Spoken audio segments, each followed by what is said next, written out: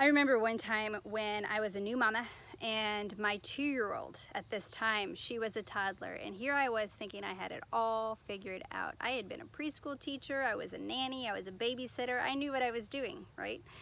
And then I had my own and realized I didn't. And there's a whole difference when you're having to deal with your own discipline choices and health choices and education choices, and it's not just a babysitter approach.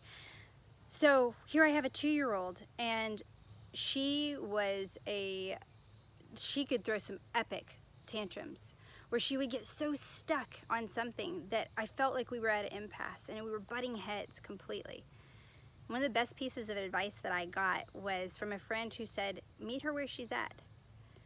And it really jarred me, because how often do we as parents come to our kids with the agenda of where we think they need to go and how we can fix them and what our solution is? And how often do we really stop and meet them where they are? And really, we can pull back not just in our kids, but people in general. When do we actually pull back and meet them where they are first? You know, I saw a meme the other day that said, you cannot speak butterfly language to a caterpillar in a cocoon. And it is so true. There are different times in our lives where we're going to be receptive to things. There are different levels of understanding. And before we can really come to an understanding between each other, we have to meet each other where we are. We have to know where we're at and where we're coming from. That's why being curious and asking questions can be so helpful.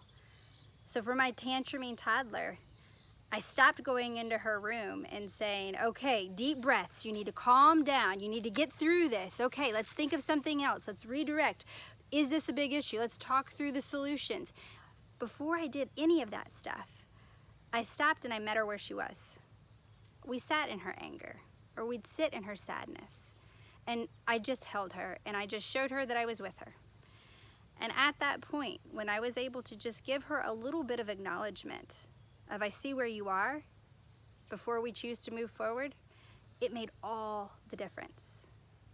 So make sure before you move forward with your next steps that you meet people where they are, and see how much of a difference that can make when that other person truly feels heard in the process.